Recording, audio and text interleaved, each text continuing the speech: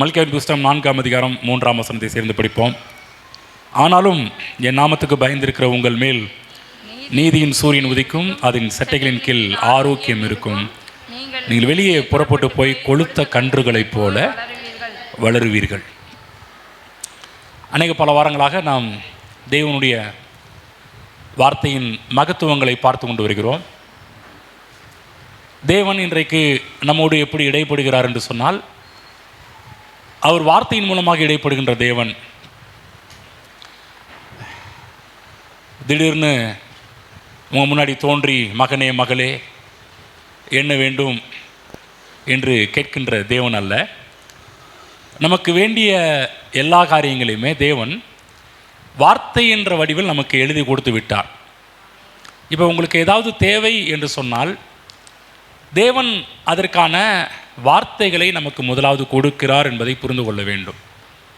ஆகவே இங்கு வருகின்ற நீங்கள் இங்கே வந்து உட்கார்ந்து தேவனிடமிருந்து ஏதாவது இன்றைக்கு என் வாழ்வுக்கு தேவையான வார்த்தை வருமா என்று எதிர்பார்த்து காத்து கொண்டிருக்க வேண்டும். அப்படி நீங்கள் எதிர்பார்த்து காத்து கொண்டிருப்பீர்கள் என்றால் உங்கள் தேவைகள் நிச்சயமாகவே நிறைவேற்றப்பட்டவர்களாக இங்கிருந்து நீங்கள் செல்ல ஆரம்பிப்பீர்கள். ஆகவே தான் வார்த்தைக்குள்ளாக தான் தேவன் மறுபிறப்பு இதை வச்சிருக்கிறார் என்று பார்த்தோம். வார்த்தையின் மூலமாக தான் ஆத்தும ஆதாயம் என்ற ஒன்றை வைத்திருக்கிறார் என்று பார்த்தோம். வார்த்தையை அனுப்பிதான் நமக்கு ஆசீர்வாதத்தை கொடுக்கிறார் என்று பார்த்தோம். வார்த்தையை அனுப்பிதான் நமக்கு ஐஸ்வர்யத்தை கொடுக்கிறார் என்று பார்த்தோம். ஐந்தாவதாக வார்த்தையை தேவன் நமக்கு அனுப்பி சரீர சுகத்தை கொடுக்கிறார் என்பதையும் நாம் 5 காரியங்களை பார்க்க ஆரம்பித்தோம். இன்றைக்கு 6வது காரியமாக தேவன் வார்த்தையை அனுப்பி நம்மை ஆரோக்கிய வாழ்வுக்குள்ளாக கொண்டு போகிறார். நீங்கள் கேட்கலாம், சுகம் என்று ஒன்று சொன்னீர்கள், அது வேற ஆரோக்கியம் வேறையா என்று கேட்கலாம். இரண்டுமே வேற வேற தான். சுகம் என்பது வேறு, ஆரோக்கியம் என்பது வேறு. சுகம் என்ற ஒன்று நமக்கு வேண்டும் என்று சொன்னாலும் அதற்கும் தேவன் வார்த்தை தான் கொடுக்கிறார். நன்றாக புரிந்து கொள்ள வேண்டும். ஆரோக்கியம் என்ற ஒன்று வேண்டும் என்று சொன்னாலும் அதற்கும் தேவன் வார்த்தை தான் கொடுக்கிறார். இப்போ இந்த வார்த்தையை தேவன் கொடுக்கும்போது அதை ரிசீவ் பண்ணணும், அதை பெற்றுக்கொள்ள வேண்டும், அதை ஏற்றுக்கொள்ள வேண்டும். வேத காலங்களெல்லாம் தேவன் அவருடைய பிள்ளைகளுக்கு வார்த்தைகளை கொடுக்கும் பொழுதெல்லாம் அந்த வார்த்தைகளை அவங்க பெற்றுக்கொண்டார்கள், அதை உள்ளே கொண்டு போய் வைத்தார்கள்.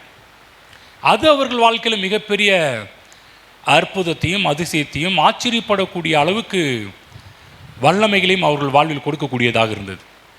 உதாரணத்துக்கு ஆபிரகாம் என்ற ஒரு மனுஷன் எடுத்துக்கங்க. ஆபிரகாமை வெளியே எடுக்கும்போது கூட தேவன் முதலாவது வார்த்தையை கொடுத்து நான் வெளியே கொண்டு வர்றார். நீ உன் தேசத்தையும் உன் இனத்தையும் இனஜன பந்துகளை விட்டு நான் காண்பிக்கிற தேசத்துக்கு வா, நான் உன்னை பெரிய ஜாதியாக்குவேன், உன் பேரை பெருமைப்படுத்துவேன், நீ ஆசீர்வாதமாக இருப்பாய், உன்னை ஆசீர்வதிக்கிறவனை ஆசீர்வதிப்பேன், உன்னை சபிக்கிறவனை சபிப்பேன். தேவன் ஆபிரகாம் அழைக்கும் போது கூட முதலாவது எதை கொடுத்து அவரை அழைக்கிறார்னா, நம்மளாக இருந்தால் இந்த கட்டு பணத்தை வச்சுக்கப்பா, நீ வெளிநாட்டுக்கு வர போகிற, அங்கே என்ன பண்ணுறதுன்னு தெரியாது, நீ அங்கே போய் பெரிய பெரிய ஹோட்டல்லாம் தங்கிடாத, பெரிய பெரிய லாட்ஜெல்லாம் போய் தங்கிறாத, பெரிய பெரிய இதெல்லாம் போய் வாங்கி சாப்பிட்றாத, காசு செலவாக போயிடும்னு நம்ம பார்த்து பணத்தை கொடுத்து அனுப்புவோம். ஆனால் நம்ம ஆண்டவர் ஆபிரகாமை வெளியே கூப்பிடும்போது வார்த்தையை கொடுத்து தான் அவரே வெளியே கொண்டு வர்றார். அந்த வார்த்தை தான் இன்றைக்கும் உலகமே பேசக்கூடிய ஒரு மனிதனாக ஆபிரகாமை மாற்றியிருக்கிறது. அப்போ தேவனுடைய வார்த்தை வரும்போதெல்லாம் நன்றாக புரிந்து கொள்ள வேண்டும், அதை பெற்றுக்கொள்கின்ற ஏற்றுக்கொள்கின்ற ஒரு இருதயம் தேவைப்படுகின்றது. நான் உங்களுக்கு சொன்னேன், தேவனுடைய வசனங்கள் விதையை போல இருக்கிறது என்று சொல்லி. இந்த விதையை எந்த ஒரு பூமி ஏற்றுக்கொள்கிறதோ அது அந்த விதை வளர்ந்து நல்ல அமோக விளைச்சலை கொடுக்கக்கூடிய ஒன்றாக மாறும், ஏற்றுக்கொண்டால் மட்டும்தான். அதே போல் ஒரு பெண் ஒரு மனைவி கணவனுடைய வித்தை பெற்றுக்கொண்டால் மட்டும்தான் ஒரு நல்ல ஒரு குழந்தை பிறக்க முடியும். பெற்றுக்கொள்ளாத வரையிலும் எங்கேயும் விளைச்சலையும் அறுவடையும் பார்க்கவே முடியாது. ஒவ்வொரு வாரமும் தேவன் நமக்கு வார்த்தைகளை கொடுத்து கொண்டிருக்கிறார். உங்கள் இருதயங்களுக்கு கர்த்தருடைய ஆவியானவர் பேசி கொண்டிருக்கிறார். இந்த பேசின வார்த்தைகள் உங்கள் இருதயத்தில் சென்று பதியும் என்றால், இருதயத்தில் அது விழும் என்று சொன்னால், இருதயமாகிய கற்பத்தில் தேவனுடைய வார்த்தை விழும் என்று சொன்னால், நிச்சயமாக சொல்லுகின்றேன், அது வளர்ந்து எந்த நோக்கத்துக்காக வசனம் அனுப்பப்பட்டதோ, எந்த காரியத்திற்காக வார்த்தை அனுப்பப்பட்டதோ அந்த காரியமாகும்படி வாய்க்கும் என்று வேதம் சொல்கின்றது. அப்போ தேவன் ஆரோக்கியம் என்ற ஒன்றுக்கும் தேவன் வசனத்தை தான் அனுப்புகிறார். படிப்போம், எடுத்துக்குவோம். நீதிமொழிகள் 4ஆம் அதிகாரம் போய்க்குவோம். 22ஆம் வசனத்தை நாம் படிப்போம், கேட்போம். நீதிமொழிகள் 4:22. அவைகளை கண்டுபிடிக்கிறவர்களுக்கு அவைகள் ஜீவனும் அவர்கள் உடலுக்கெல்லாம் ஆரோக்கியமுமாம். அழகா போடப்பட்டிருக்குது. அவைகளை கண்டு பிடிக்கிறவர்களுக்கு. எவைகளை? அவைகள்னு கேட்கும்போது நீங்கள் என்ன பண்ணணும்? எவைகள்னு கேட்கணும்.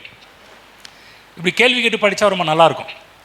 வேதம் எப்போதுமே பார்த்தீங்கன்னா அந்த கொஸ்டின் ஆன்சர் கேட்குற மாதிரி இருந்துச்சுன்னா நீங்கள் உடனே நீங்கள் என்ன பண்ணணும்னா கொஞ்சம் நிறுத்தி, ஏன், எதுக்கு, எப்படி, அதெல்லாம் அப்படின்னு கேட்கும்போதெல்லாம் நீங்கள் உடனே கேள்வி கேட்கணும். எதெல்லாம் அப்படின்னு கேள்வி கேட்கணும். அப்போ அவைகளை என்று சொல்லும்போது நீங்கள் என்ன கேள்வி கேட்கணும்? எவைகளை. இப்போ நீங்கள் தான் பதில் சொல்லணும். எவைகளை? கீழே படிங்க, 20ஆம் வசனம். என் மகனே என் வார்த்தைகளை கவனி. கவனிக்கிறீங்களா? ஹலோ, பக்கத்தில் தட்டி கேளுங்க, கவனிக்கிறீங்களா? என்ன சொன்னார்? வார்த்தைகளை கவனி. அப்புறம் என் வசனங்களுக்கு உன் செவியை சாய். ரொம்ப கவனம். சில பேர் ஐயா 7 மணிக்கு ஆராதனை கூப்பிட்டு உட்கார வச்சு வார்த்தையை கவனி, வசனங்களுக்கு செவியை சாயின்னு சொல்கிறீங்களே, எப்படியா முடியும் அப்படின்னு நீங்கள் நினச்சி உட்காந்துருப்பீங்கன்னா நான் சொல்கிறேன், உங்களுக்கு ஒரு பிரயோஜனம் கிடையாது. ஆனால் இங்கே வந்திருக்கிற நீங்கள் வார்த்தையை கவனித்து வசனங்களுக்கு உங்கள் செவியை சாய்க்க வேண்டும். அவைகள் உன் கண்களை விட்டு எவைகள்? உடனே கேட்கணும். எவைகள்? அவைகள் எவை? வார்த்தைகள். அவைகளை எவைகளை சொல்லுங்க. எவைகளை உங்கள் இருதயத்துக்குள்ளே காத்துக்கொள். அவைகளை எவைகளை? புரியுதா? எவைகளை? வார்த்தைகளை கண்டுபிடிக்கிறவர்களுக்கு அவைகள் எவைகள்? வார்த்தைகள் எப்படிப்பட்டதான்? ஜீவனும் அவர்கள் உடலுக்கெல்லாம் ஆரோக்கியமாம். எவ்வளோ அழகான ஒரு வார்த்தை போடப்பட்டிருக்குது. வார்த்தைகளை கண்டுபிடிக்கிறவர்களுக்கு அந்த வார்த்தை அவர்கள் உடலுக்கெல்லாம் ஆரோக்கியமாம் என்று போடப்பட்டிருக்கிறது. அப்படி என்றால் தேவனாகிய கர்த்தர் தேவனுடைய மக்கள் இந்த பூமியிலே ஆரோக்கியமாக வாழ வேண்டும் என்று கருதி எண்ணி தேவன் அவருடைய வார்த்தையை நமக்கு கொடுத்திருக்கிறார். இப்போ தேவனுடைய வார்த்தை மக்களை குணமாக்குவது மட்டுமல்ல, தேவனுடைய வார்த்தைகள் அவர்கள் ஆரோக்கியமாக வாழ்வதற்கும் உதவி செய்யக்கூடிய மிகப்பெரிய அற்புதமான ஒன்றாக இருக்கின்றது.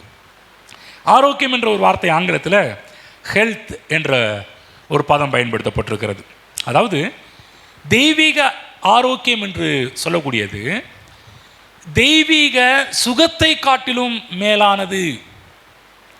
எல்லாரும் சொல்லுங்கள், தெய்வீக ஆரோக்கியமானது தெய்வீக சுகத்தை காட்டிலும் மேலானது. ஏன் சொல்கிறேன்னா, இப்போ சுகம், ஆரோக்கியம், இது முதல்ல இதுக்கு அர்த்தத்தை புரிஞ்சுக்கணும். ஓகேங்களா? சுகம் அதாவது வியாதி வந்து நாம் வியாதி வந்தவர்கள் அவர்களை சரியாக்குவது சுகம், வியாதி வந்தவங்க. ஆனால் வியாதியே வராமல் இருப்பது ஆரோக்கியம். உங்களுக்கு எது வேணும்? சுகம் வேண்டுமா? ஆரோக்கியம் வேண்டுமா? கவனமாக கேளுங்க. தேவன் ரெண்டையும் தர்றார்.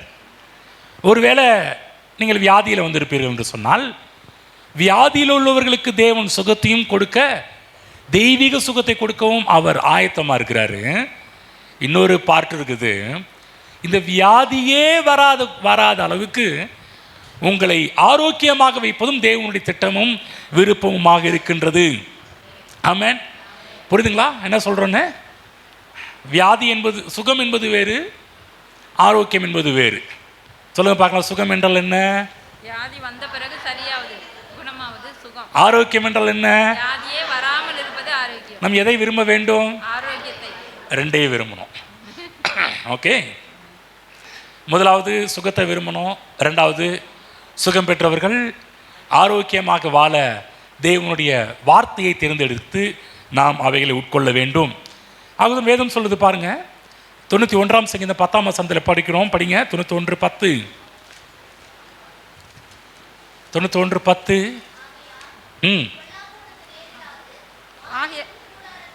வாதை உன் கூடாரத்தை அணுகாது.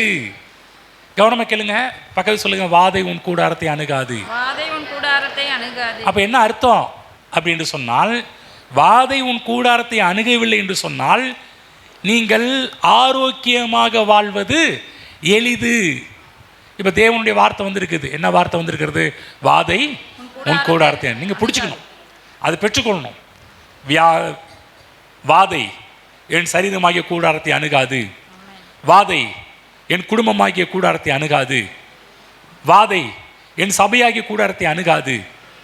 வாதை என் தொழிலில் இருக்கின்ற மக்களுக்கு அந்த இடத்துல வாதை அணுகாது என்கின்ற வசனத்தை நாம் தேர்ந்தெடுக்க வேண்டும், அதை உள்வாங்க வேண்டும்.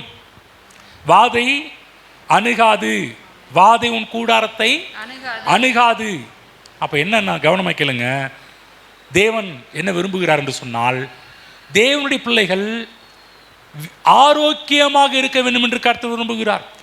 ஆகதான் வேதத்தில் படித்தோம், சட்டைகளின் கீழ் ஆரோக்கியம். ஃபாதர் பாடுவார், ஆரோக்கியம் ஆரோக்கியம் சொல்லி, அப்பாவின் சமூகத்தில் ஆரோக்கியம் என்று சொல்லுவார். உண்மைதான். இந்த இடத்துக்கு வரும்போது தேவன் ஆரோக்கியமான வாழ்வை நமக்கு கொடுக்கின்றார். அது மட்டுமல்ல, இன்னொரு வசனம் படிங்க. யாத்திராகமம் 23ஆம் அதிகாரம் 25ஆம் வசனம். தேவன் இஸ்ரவேலர்களுக்கு வாக்குத்தத்தம் கொடுக்கின்றார். தேவ பிள்ளைகளே, தேவனுடைய வசனம் வரும்போது அவைகளை பிடித்துக் கொள்ளுங்கள், அவைகளை ஏற்றுக்கொள்ளுங்கள், நீங்கள் வியாதியே இல்லாத ஆரோக்கியமான வாழ்வை வாழ்வீர்கள். படிப்போம். உங்கள் தேவனாகிய கர்த்தரையே சேவிக்க கடவீர்கள். அவர் உன் அப்பத்தையும் உன் தண்ணீரையும் ஆசீர்வதிப்பார். வியாதியை உன்னிலிருந்து விலக்குவேன். வியாதியை உன்னை விட்டு விலக்குவேன். ஆமென். வியாதியை தூரமாக விலக்குவேன். வியாதியை உன்னை விட்டு விலக்குவேன். வியாதி விலகினாலே அங்க என்னதான்? ஆரோக்கியம். வாதை உன் கூடாரத்தை அணுகாது. வியாதி உன்னை விட்டு விலகுவேன். வியாதியை தேவன் தூரமாக விலக்குவார் என்றால் முடிவு என்ன? ஆரோக்கிய வாழ்வுதான். ஆமென். வியாதி வரும்போது சுகமாக்குவது பாராட்டுதலுக்குரிய ஒரு காரியம். ஆனால் வியாதியை நம்மை விட்டு விலக்குவது மேலான அனுபவம் என்பதை புரிந்து கொள்ளுங்கள். இன்னொரு வசனம் படிங்க. 103ஆம் சங்கீதம் 12ஆம் வசனம். மேற்குக்கும் கிழக்குக்கும் எவ்வளவு தூரமோ அவ்வளவு தூரமாய் தேவன் நம்முடைய பாவங்களை நம்மை விட்டு விலக்குகிறார் என்பதை நாம் நம்ப வேண்டும். கவனமாக கேளுங்க, ஒரு விஷயத்தை சொல்றேன். தேவன் பாவத்தை எப்படி மேற்கு கிழக்குக்கும் எவ்வளவு தூரமாய் அவ்வளவு தூரமாக விலக்கி இருக்கிறாரோ, அதே போல் இன்னொன்று விசுவாசிக்க வேண்டும். தேவன் வியாதிகளையும் நம்மை விட்டு விலக்கி இருக்கிறார். விசுவாசிக்கணும். மேற்குக்கும் கிழக்குக்கும் எவ்வளவு தூரமோ அவ்வளவு தூரமாக என் பாவம் மட்டுமல்ல, என் வியாதியும் விலக்கப்பட்டிருக்கிறது. கவனமாக கேளுங்க, பாவ மன்னிப்பு எவ்வளோ முக்கியமோ அதே போல் ஆரோக்கியமும் அவ்வளோ முக்கியம். புரிஞ்சுக்கங்க, மனதில் கொண்டு போய் வைத்துக் கொள்ளுங்கள். எந்த கல்வாரி நம்முடைய பாவத்தை மன்னித்ததோ அதே கல்வாரி தான் நமக்கு ஆரோக்கியத்தையும் கொடுத்துருக்குது. எந்த ரத்தம் நம்முடைய பாவத்தை கழுவி சுத்திகரிப்பதற்கு போதுமானதாக இருக்கின்றதோ அதே இயேசுவின் ரத்தம் தான் நம்மை ஆரோக்கியமாக வாழவும் நமக்கு உதவி செய்கின்றதாக இருக்கின்றது. ஆமென். கல்வாரியிலே, சிலுவையிலே தேவன் செய்த ஒரு விஷயம், அற்புதமான ஒரு காரியம். நம்முடைய பாவத்தை நம்மை விட்டு விலக்கினார் என்கின்றது மட்டும் சத்தியமல்ல, வியாதியையும், பாவத்தின் மூலமாக வந்த வியாதி, வியாதியின் மூலமாக வந்த மரணம், இவைகள் எல்லாவற்றையும் விளக்குகின்ற ஒன்று கல்வாரி சிலுவை, இயேசு கிறிஸ்துவின் ரத்தம் என்பதை புரிந்து கொள்ளுங்கள். 3 யோவான் 2 படிப்போம். பிரியமானவனே, உன் ஆத்துமா வாழ்கிறது போல நீ எல்லாவற்றிலும் வாழ்ந்து இருக்கும்படி வேண்டுகிறேன். ஆமென். இங்கே யோவானுடைய பெரிதான ஒரு ஆசை பாருங்க. பிரியமானவனே, உன் ஆத்துமா வாழ்கிறது போல நீ எல்லாவற்றிலையும் வாழ்ந்து சுகமாய் இருக்க வேண்டும் என்று விரும்புகிறேன். தேவனுடைய விருப்பத்தை பாருங்க, தேவனுடைய திட்டத்தை பாருங்க. இந்த யோவான் இயேசுவோட வாழ்ந்தவர், இயேசுவோட இருந்தவர். அதாவது ஒருத்தர் கூட இருக்கிறவங்களுக்கு தான் அவங்கள பற்றி நல்லா தெரியும். அப்போ இங்கே சொல்கிறாரு யோவான் நிருபத்தில் எழுதுகிறாரு, உன் ஆத்துமா வாழ்கிறது போல நீ எல்லாவற்றிலையும் வாழ்ந்து சுகமாக இருக்க வேண்டும் என்று விரும்புகிறேன். இது சும்மா கப்ஸா விட்டுட்டு போகல, எழுதுனதுக்காக எழுதி வைக்கல. தேவனுடைய உள்ளத்தை நன்றாக படித்தவர் யோவான். ஆகவே தான் பாருங்கள், கரெக்டாக எழுதுகிறார். அன்பின் சீசன் என்று கூட இவர் அழைப்பார்கள் யோவானை. அந்த அளவுக்கு தேவனை நன்றாக தெரிந்தவர், இயேசு கிறிஸ்துவை நன்றாக தெரிந்தவர். ஆகவே உங்களுடைய வியாதி நீங்கி சுகமாக இருக்க வேண்டும் என்று கர்த்தர் விரும்புகிறார். உங்களுடைய சரீரம் ஆரோக்கியமாக இருக்க வேண்டும் என்று கர்த்தர் விரும்புகிறார். ஏனென்று சொன்னால் தேவனுக்கு ரொம்ப ரொம்ப முக்கியம் உங்களுடைய சுகம், உங்கள் ஆரோக்கியம். பக்கத்தில் சொல்லுங்கள், நீங்கள் நன்றாக இருப்பது தேவனுக்கு பிடிக்கும். நீங்கள் சுகமாவது தேவனுக்கு பிடிக்கும். நீங்கள் ஆரோக்கியமாக இருப்பது தேவனுக்கு பிடிக்கும்.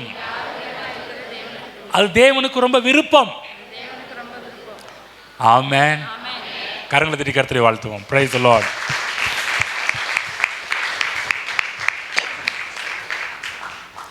தேவனுக்கு முக்கியமானதாக இருந்ததுனால தான் யோவான் தன் நிருபத்தில் எழுதி வச்சிருந்தார், நீ எல்லாவற்றிலையும் வாழ்ந்து சுகமாக இருக்க வேண்டும். அப்போ நல்லா புரிஞ்சுக்கணும், தேவனுக்கு இது முக்கியம் என்று சொன்னால் எனக்கும் அது முக்கியமாக தோன்ற வேண்டும். ஆண்டவரே, என் சரீரம் வியாதியில் இருப்பது உம்முடைய திட்டம் அல்ல, சுகமடைவது உம்முடைய திட்டம். சுகமடைந்த சரீரம் ஆரோக்கியம் அடைவது உம்முடைய திட்டமாக இருக்கிறது, உம்முடைய விருப்பமாக இருக்கிறது. ஆகவே என் சரீரத்திலே உம்முடைய ஆரோக்கியம் விளங்குவதாக.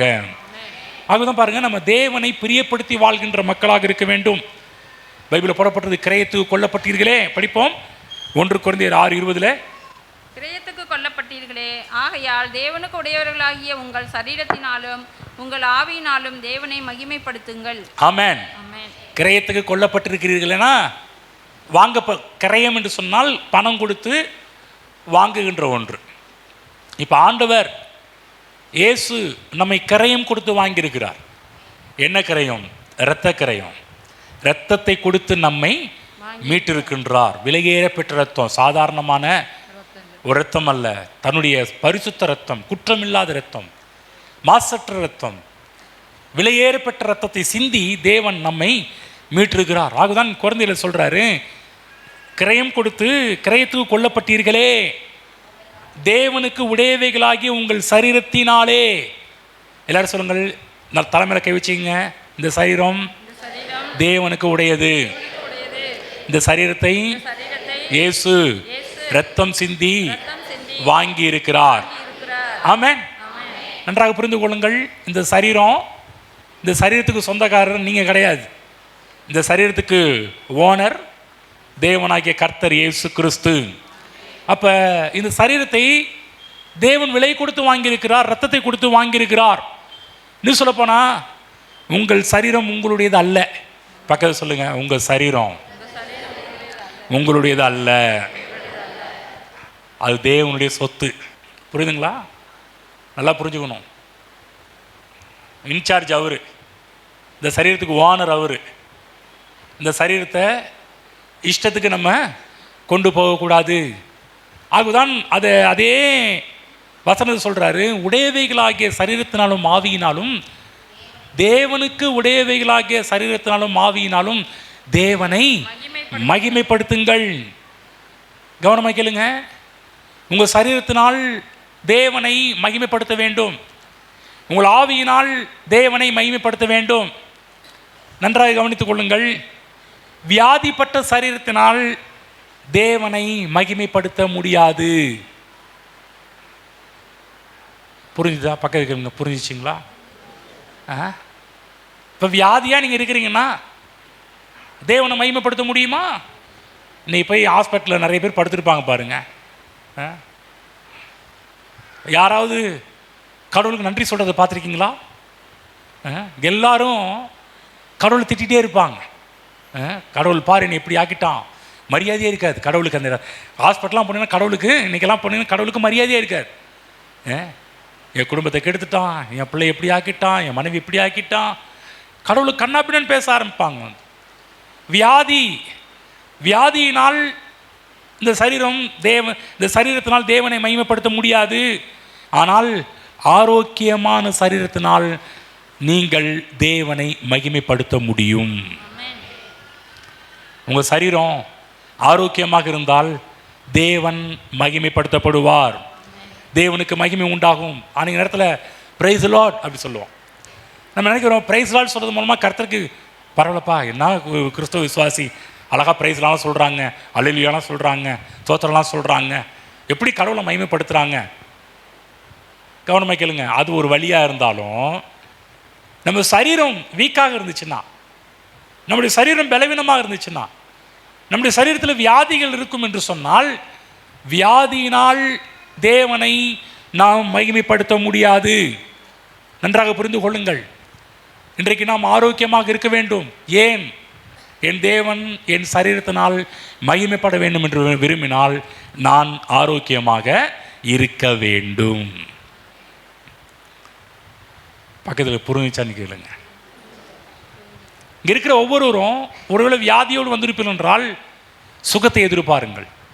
சுகமாக இருக்கிற நீங்கள் ஆரோக்கியமாக வாழ வேண்டும் என்பதை எதிர்பாருங்கள். படிப்போம். அதிலே 6:19 படிங்க பார்க்கலாம். உங்கள் சரீரமானது நீங்கள் தேவனாலே பெற்றும், பாருங்க, உங்கள் சரீரமானது நீங்கள் தேவனாலே பெற்றதும் உங்களில் தங்கியும் இருக்கிற பரிசுத்த ஆவியினுடைய ஆலயமாய் இருக்கிறது என்றும் நீங்கள் உங்களுடையவர்கள் அல்லவென்றும் அறியீர்களா? பக்கத்து தெரியாதுங்களா? அது உங்களுக்கு கேளுங்க. என்ன தெரியாது? உங்கள் சரீரமானது தேவனுடைய ஆலயம் என்பது தெரியலையா அப்படின்னு கேட்கிறார் வந்து. அப்போ என்ன அர்த்தம்னா, நம்முடைய சரீரம் தேவனுடைய வீடாக இருக்கிறது என்று தேவன் கூறுகிறார். உங்கள் சரீரம் தேவனுடைய வீடு, தேவன் தங்கும் இல்லம் உங்களுடைய சரீரம். பகவத் சொல்லுங்க, தேவன் தங்குகின்ற இல்லம் நீங்க. ஆமென். இந்த வீட்டில் நல்ல கவனமாக கேளுங்க. ஒரு வீடு எப்போதும் அழுக்காக இருந்துச்சுன்னா எப்படி இருக்கும்? வீட்டில் இருக்கிற ஜன்னல்லாம் உடஞ்சி போய் கிடந்தா எப்படி இருக்கும்? வீட்டில் இருக்கிற வாசல்லாம் கரையான் பிடிச்சி திருப்பிடிச்சி கிடந்தா எப்படி இருக்கும்? ஹலோ, நல்லா இருக்குமா? நல்லா இருக்காது. அதே வீடு பாருங்க, ரொம்ப நல்லா சூப்பராக அழகாக நீட்டாக கரெக்டாக புதுசாக பாலிஷ் பண்ணி நீட்டாக இருந்துச்சுன்னா பார்க்க என்ன பிரமாண்டமாக இருக்குதுப்பா, என்ன பிரமாதமாக இருக்குதுப்பா. நம்ம சொல்லுவோம், வீடு கட்டினா இந்த மாதிரி இருக்கணும், வச்சுக்கிட்டா வீடை இப்படி வச்சுக்கணும். சில பேர் வீட்டை போய் பார்க்கும்போதே அவ்வளோ க்ளீனாக இருக்கும், அவ்வளோ சுத்தமாக இருக்கும். நமக்கே அவ்வளோ அதில் சாப்பாடு போட்டு சாப்பிட்ற அளவுக்கு அவ்வளோ நீட்டாக வச்சுருப்பாங்க. ஹலோ. ஆனால் அதே சில வீடுகளுக்கு போனால் அப்படியே இங்கேருந்து கொமட்டிக்கிட்டு வரும், உள்ளே போகவே முடியாது. நான் பாருங்கள், ஊழியத்தை ஆரம்பித்த காலகட்டத்தில் சில வீடுகள்லாம் போவோம் பாருங்கள், வீட்டுக்குள்ளேயே போக முடியாது. அதில் வேற சாப்பிட சொல்லுவாங்க. ஏற்கனவே உள்ள கொமட்டிட்டு இதில் வேற சாப்பிட வேற சொல்கிறாங்களே, என்ன பண்ணுறது? மூக்கை பிடிச்சிட்டுலாம் சாப்பிட்டு வந்த நாட்கள் இருக்குது வந்து. ஆனால் இன்றைக்கி அவங்க லைஃப்லாம் மாறிடுச்சு. அந்த இடமெல்லாம் மாறிவிட்டது, வீடுகளெல்லாம் மாறிவிட்டது. இயேசு கிறிஸ்துவை ஏற்றுக்கொள்கிற காலகட்டத்தில் ஒருவேளை வீடு மோசமாக இருக்கலாம், ஆனால் என்றைக்குமே வீடு மோசமாக இருப்பதை விரும்பக்கூடாது. அதே போல தான் நம்முடைய சரீரம் என்று சொல்லக்கூடிய வீடு தேவன் தங்குகின்ற ஆலயம், தேவன் வசிக்கின்ற ஆலயம். அப்போ தேவன் வசிக்கின்ற ஒரு வீடு, ஆலயம் நல்லா இருந்தால் தான் தேவன் அதன் மூலமாக மகிமைப்படுவார். இல்லை என்றால் மக்கள் நம்மை இகழ்வதற்கு அவைகள் ஏதுவாக அமைந்துவிடும். தேவன், அதாவது மக்கள் நம்மை பார்த்து தேவனை குறை சொல்லாத அளவுக்கு நாம் வாழ வேண்டும். மக்கள் நம்மை பார்த்து தேவனை மகிமைப்படுத்தக்கூடிய அளவிற்கு வாழ வேண்டும். ஆமென். ஆகவே தான் சொல்கிறேன், சரீரம் வியாதியாக கடந்துச்சுன்னா அது தேவனுக்கு மகிமையை கொண்டு வராது. பக்கத்துப்பா சொல்லுங்கள், உங்கள் சரீரம் வியாதியாக இருந்துச்சுன்னா அது தேவனுக்கு மகிமையை கொண்டு வராது. ஆமென். புரிஞ்சுச்சுங்களா? ஆகவே சுகத்தை விரும்பணும், ஆகவே ஆரோக்கியத்தை விரும்ப வேண்டும். அன்றைக்கி விசுவாசிங்க என்ன பண்ணுறாங்கன்னா தலைகீழாக நம்புகிறாங்க. எப்படி தலைகீழாக நம்புகிறாங்கன்னா, சரீரம் பொல்லாதது பிரதர், சரீரத்தை சபிப்பாங்க, சரீரம் ரொம்ப மோசங்க, சரீரம் நான் ஒழுங்காக தாங்க இருக்கிறேன், இந்த சரீரம் தாங்க அப்படின்னு வாங்குவாங்க. அதனால் இந்த பொல்லாத பாவ சரீரத்தை உபவாசம் போட்டு ஒடுக்க போகிறேன்னுவாங்க. அதாவது உபவாசம் நல்லது, ஆனால் நான் திரும்ப சொல்கிறேன், உபவாசம் நல்லது. இந்த வார்த்தையை பிடிச்சிங்க, நான் அடுத்து சொல்ல போகிற வார்த்தையை கொஞ்சம் கவனமாக கேளுங்க. உபவாசம் கெட்டது நான் சொல்ல வரல, உபவாசம் ரொம்ப நல்லது. அது ஏன் இருக்கணும், அது எப்படி இருக்க வேண்டும், எந்த முறையில் இருக்க வேண்டும் என்று வேதம் போதிக்கிறது. அந்த விதத்தில் இருக்கும்படி நான் உங்களை ஊக்கப்படுத்துகின்றேன். ஆனால் இந்த சரீரத்தை ஒடுக்குவதற்காக இருப்பதற்கு உங்களுக்கு உரிமை இல்லை. இந்த சரீரத்தை ஒடுக்குவதற்கு உங்களுக்கு உரிமை இல்லை. ஏனென்று சொன்னால் இதுக்கு இன்சார்ஜ் கர்த்தர். தேவனுக்கு உடையவைகளாகிய உங்கள் சரீரம், கவனமாக கேளுங்க, சரீரத்தை ஒடுக்கக்கூடாது. அன்றைய நேரத்தில் நம்ம சரீரத்தை ஒடுக்கிடுறோம், அது ஒரு பெரிய பிரச்சனையாக வந்துடுது. பைபிள் போடப்பட்டிருக்குது, ஒருவன் தேவனுடைய ஆலயத்தை கெடுத்தால் தேவனுக்கு எடுப்பார் என்று போடப்பட்டிருக்கிறது. தேவனுடைய ஆலயம் என்ன? உங்கள் சரீரம். அதை கெடுக்கிறதுக்கு இங்கே இருக்கிற யாருக்கும் ரைட்ஸ் இல்லை. இந்த சரீரத்தில் பாவகாரியமான செய்கிறதுக்கு நீங்கள் முதல்ல ஆண்டவர்கிட்ட அனுமதி கேட்கணும், இந்த தப்பை பண்ணலாமா ஆண்டவரேன்னு. ஹலோ, என்னதுங்க? குடிக்க போகிறதுக்கு முன்னாடி, சாராய கடைக்கு போகிறதுக்கு முன்னாடி, ஆண்டவரே உமக்கு சித்தமானால், உமக்கு பிரியமா ஆண்டவரே, இது கவனமாக கேளுங்க. எந்த ஒரு தீய செயல்களையும் நம்முடைய சரீரத்தில் செய்வதற்கு நமக்கு ரைட்ஸ் கிடையாது. இது பரிசுத்தத்திற்கென்று நியமிக்கப்பட்டது.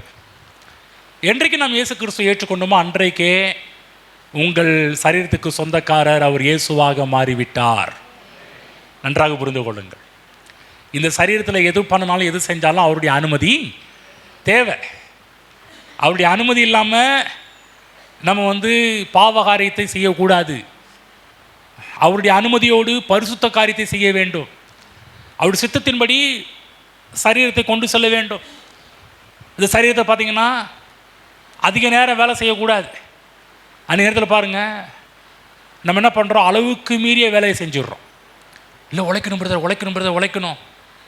நல்லது, உழைப்பது நல்லது. தேவன் தான் வேலையை கொடுத்தார். ஆனால் இவ்வளோ நேரம் தான் வேலைன்னா அவ்வளோ நேரம் மட்டும் செய்யுங்க. இந்த சரீரத்தை ஒடுக்குவதற்கு உங்களுக்கு ரைட்ஸ் கிடையாது. இருக்கிற சூழ்நிலைகள், இன்றைக்கி இருக்கிற இந்த கால சூழ்நிலையில் மாற்றங்கள், உணவு முறைகளுடைய மாற்றங்கள், இவைகளெல்லாம் அறிந்து அரசு துறையாக இருக்கட்டும், தனியார் துறையாக இருக்கட்டும், குறைந்தபட்சம் அவங்களுக்கு 8 மணி நேரம் வேலையை கொடுத்துருக்குறாங்க. எத்தனை மணி நேரம்? 8 மணி நேரம் வேலை.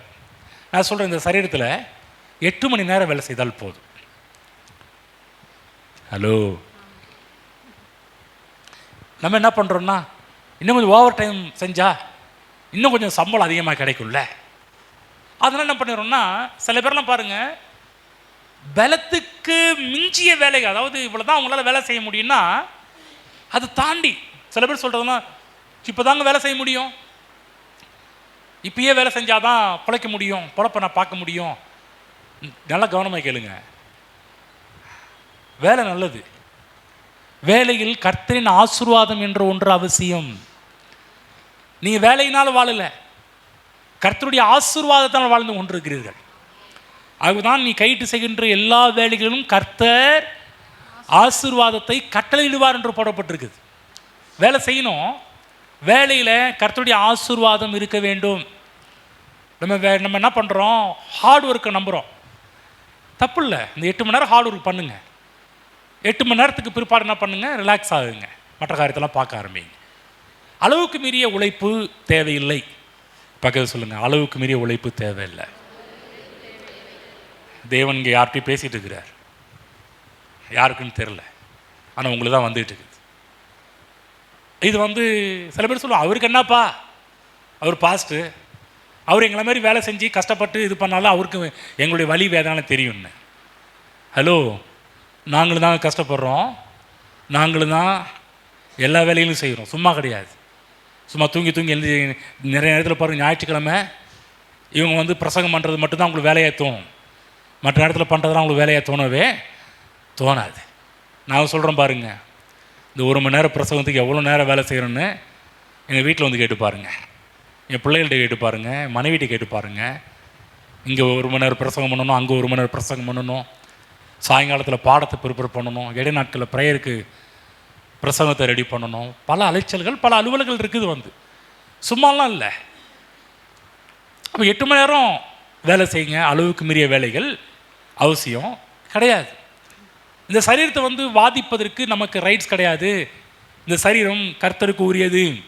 பைபிளில் புறப்பட்டிருக்குது, பிசாசை குறித்து, திருடனாகி பிசாசு திருடவும் கொல்லவும் அழிக்கவும் வருகிறான் என்று வேறொன்றுக்கும் வரான் என்று கர்த்தராகிய இயேசு கிறிஸ்து யோவான் 10:10 சொல்லியிருக்கிறார்.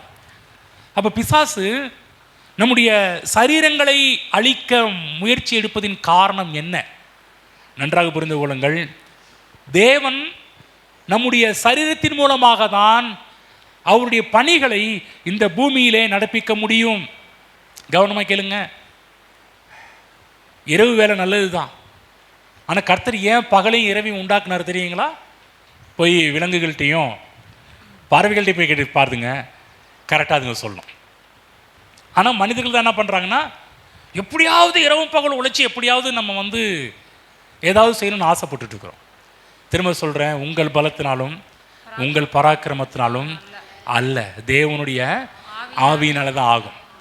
எனக்கு தெரியும், எவ்வளோ பேர் ஹார்ட் ஒர்க் பண்ணி நீங்கள் அவங்க சரீரத்தையும் நூலாக்கியிருக்கிறாங்க, வாழ்க்கையிலையும் குடும்பத்தை விட்டுட்டாங்க. வேலை வேலை வேலை வேலைன்னு போயிட்டு மனைவி இன்னொருத்தவங்க கூட வாழ போயிட்டாங்க. வேலை வேலை வேலைன்னு போயிட்டு பிள்ளைங்க அவங்க இஷ்டத்துக்கு வாழ ஆரம்பிச்சிட்டாங்க. கவனமாக கேளுங்க, 8 மணி நேரம் வேலை போகிறீங்களா? 8 மணி நேரம் சரீரத்துக்குரிய காரியத்தை பார்க்குறீங்களா? 8 மணி நேரம் தேவனுக்கும் உங்கள் குடும்பத்துக்கும் நேரத்தை செலவு பண்ணி பாருங்கள். அந்த கணவன் மனைவி பிரச்சனையில் எந்த விரிசலும் வராது. பிள்ளைகள் பெற்றோர்களுக்குரிய உறவில் எந்த ஒரு பிரச்சனையும் வராது. நம்ம என்ன பண்ணுறோம், அளவுக்கு மீறிய வேலை, எப்படியாவது குடும்பத்தை முன்னுக்கு கொண்டு வரணும். இதை வேலை செஞ்சால் தான் கார் வாங்க முடியும், வீடு வாங்க முடியும், அந்த தேவையை சந்திக்க முடியும், இந்த தேவையை சந்திக்க முடியும். நம்ம நிறைய பிளான் பண்ணுறோம். கவனமாக கேளுங்க, திரும்ப சொல்கிறேன், கர்த்தருடைய ஆசீர்வாதம் இல்லை என்று சொன்னால் நீங்கள் படுகின்ற அத்தனை பிரயாசமும் வீண் என்பதை புரிந்து கொள்ளுங்கள். ஏன் திருடனாகிய பிசாசு திருடுறான், கொள்றான், அழிக்கிறான் என்று சொன்னால், திரும்ப சொல்கிறேன், இந்த சரீரம் கர்த்தருக்கு தேவை என்று உங்களுக்கு தெரியுதோ இல்லையோ, பிசாசுக்கு நன்றாக தெரியும். இவன் நல்லா இருந்தால் தானே நல்லா பேசுவான், இவன் நல்லா இருந்தால் தானே நல்லா பாடுவான், இவன் நல்லா இருந்தால் தானே இங்கே ஊழியத்துக்கு போவான், அங்கே ஊழியத்துக்கு போவான், இவன் நல்லா இருந்தால் தானே ஏதாவது தேவனுக்காக ஊழியத்தை எழும்பி பிரகாசிப்பான், இவன் சரீரத்தில் ஏதாவது வியாதியை கொண்டு வந்து பிரச்சனையை கொண்டு வந்து ஏதாவது தாக்குனா தானே இவன் ஒழுங்காக படுத்த படுக்கையாக இருப்பான் என்பது பிசாசனுடைய டார்கெட் என்பதை புரிந்து கொள்ள வேண்டும். சரீரம் ஆரோக்கியமாக இருக்கவர்களும் நல்லா ஜெபம் பண்ண முடியும். ஹலோ, தலை வலிச்சுட்டே இருந்துச்சுன்னா, வயிறு வலிச்சுட்டே இருந்துச்சுன்னா, காய்ச்சி அடிச்சுக்கிட்டே இருந்துச்சுன்னா என்ன பண்ணுவோம்? இழுத்து போத்திட்டு தூங்க தான் முடியும், ஒன்றும் பண்ண முடியாது. நல்லா இருந்துச்சுன்னா சில சொல்கிறாங்க, நல்லா இருந்தாலும் பண்ண மாட்டேன்றாயா. நீங்கள் சொல்கிறீங்க வியாதியாக இருந்தால் தான் பண்ண மாட்டேங்க. நல்லா இருக்கிற கிறிஸ்தவன் எவையா பண்ணிகிட்டு இருக்கிறான்? எவன் ஒழுங்காக சர்ச்சு, இப்படியே சொல்கிறாங்க, எவன் ஒழுங்காக சர்ச்சுக்கு வரான், எவன் ஒழுங்கு, இப்படியே பேசுவாங்க சில, எவன் ஒழுங்கு அப்படின்ற மாதிரி. நன்றாக புரிந்து கொள்ளுங்கள், நான் அந்த ஒழுங்கு இல்லாதவங்களை பற்றி பேசலை. நான் யாரை பற்றி பேசிட்டு இருக்கிறேன்னு புரிஞ்சுக்குங்க. உங்கள் சரீரம் நல்லா இருந்துச்சுன்னா நல்லா உங்களால் ஜெபம் பண்ண முடியும். சரீரம் நல்லா இருந்துச்சுன்னா தேவனுக்காக நன்றாக ஊழியம் செய்ய முடியும். சரீரம் நன்றாக இருந்து என்று சொன்னால் இந்த சரீரம் தேவனுக்கு பிரயோஜனப்பட முடியும். ஆமென். இங்கே இருக்கிற ஒவ்வொருவரும் முடிவு பண்ணணும், இந்த சரீரத்தினால எந்த அளவுக்கு தேவனுக்கு மகிமைப்படும்படியான காரியத்தை செய்ய வேண்டுமோ அந்த காரியத்தெல்லாம் நான் பண்ண போகிறேன்னு முடிவு பண்ணணும். இந்த சரீரத்தினால் என் தேவன் மகிமைப்பட வேண்டுமே ஒழிய இந்த சரீரத்தினால் வியாதி பலவீனத்தை பிசாசு கொண்டு வந்து அதை ஒடுக்குவதற்கு நான் இடம் கொடுக்க மாட்டேன் என்ற தீர்மானத்தை எடுக்க வேண்டும். ஆமென். ஆகவேதான் சரீரம் இல்லாமல் நம்முடைய ஆவி இந்த உலகத்தில் வாழாது. சரீரம் செத்துருச்சுன்னு வச்சுங்க, சரீரம் பிரிஞ்சிருச்சுன்னா அவ்வளோதான், வாழ்க்கை முடிஞ்சிருச்சு. சரீரம் மரித்த உடனேயே ஆவி தன்னை தந்த தேவனிடத்திற்கு சென்று விடும். அதோடு இந்த பூமியிலே நம் கர்த்தருக்காக செய்யக்கூடிய எல்லா பணிகளும் முடிவடைந்து விடும். யோசிச்சு பாருங்க, சரீரம் நல்லா இருந்துச்சுன்னா ஓடிக்கிட்டே இருக்கலாம், கர்த்தருக்காக ஓடிக்கிட்டே இருக்கலாம். ஆமென். பக்கம் சொல்லுங்க, உங்கள் சரீரம் நல்லா இருந்தால் என்ன பண்ணுவீங்க? எப்படியாவது ஊரை சுற்றிட்டு வந்துடணுங்க. சரீரம் நல்லா இருந்துச்சுன்னா 10 பேர் கூட்டிகிட்டு போய் டீ கடையில் போய் டீ குடிச்சிட்டு ஏதோ சம்சா கிம்சா சாப்பிட்டு வந்துடணும். இல்லைங்க, ஊர் சுற்றுறதோ கண்டதை சாப்பிட்றதுக்கும் இல்லை. தேவனுக்கு உடையவைகளாகி உங்கள் சரீரத்தினால் தேவனை மகிமைப்படுத்துங்கள். பிரசங்கி 12:7 படிங்க. ஆமென். மண்ணானது சரீரம் தான் முன்னிருந்த பூமிக்கு, மண்ணான சரீரம் தான் முன்னிருந்த பூமிக்கு திரும்பும் முன்னும், ஆவி தன்னை தந்த தேவனிடத்திற்கு போகும் முன்னும் என்று போடப்பட்டிருக்கிறது. அப்போ பிசாசுனுடைய நோக்கம் என்ன? நாம் தேவனுக்கு பிரயோஜனமற்றவர்களாக வாழ வேண்டும் என்பது பிசாசுடைய டார்கெட்டாக இருக்கின்றது. ஆகவே நன்றாக புரிந்து கொள்ள வேண்டும், சரீரம் நன்றாக இருப்பதை விரும்ப வேண்டும். ஆமென். ஒருவேளை வியாதியாக இருந்தால் சுகமடைய வேண்டும் என்று விரும்ப வேண்டும்.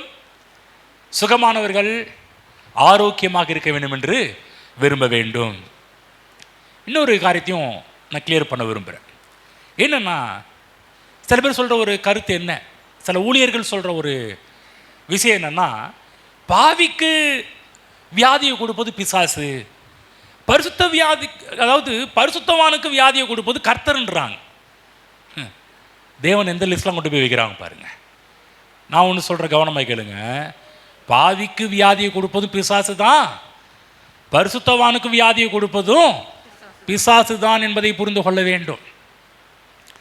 ஒன்று, நாமவே நம்முடைய சரீரத்தை பாதிப்புக்குள்ளாக்கி இந்த சரீரத்தின் மூலமாக தேவன் இயங்க விடாதவனும் தடை செய்கின்றோம். இன்னொன்று, இந்த சரீரம் பிசாசினால் ஆட்கொள்ளப்படும் போது இந்த சரீரம் ரொம்ப பலவீனம் அடைந்து விடுகின்றது. இந்த விஷயத்தை புரிந்து கொள்ள வேண்டும். என்ன விஷயத்தை புரிந்து கொள்ள வேண்டும் என்று சொன்னால், வியாதியை பற்றி என்ன சொல்கிறாங்கன்னா, பாவிக்கு பிசாசு வியாதியை கொடுக்குறான், ஆனால் பரிசுத்தவான்களுக்கு வருகின்ற வியாதி அது பரிசுத்த வியாதி அப்படின்றாங்க. ஹலோ, நானும் பைபிளை திரும்ப படிக்கிறேன். எங்கேயா அந்த பரிசுத்த வியாதி இருக்குன்னு நீங்கள் எதாவது தேடி பார்த்தீங்களா? பரிசுத்த வியாதின்னு நானும் பைபிளில் இவங்க சொல்கிற ரெக்கார்டு பரிசுத்த வியாதி புக்கெல்லாம் எழுதி வச்சிருக்கிறாங்க. பரிசுத்த வியாதியா? அதாவது பாவிக்கு வியாதி வந்தால் அது வேற வியாதியா, பரிசுத்தவானுக்கு வியாதி வந்தால் அது பரிசுத்த வியாதி. ஆகுதான் யூடியூப்லாம் பார்க்குறவங்க கண்டது கடையெல்லாம் பார்க்காதீங்க.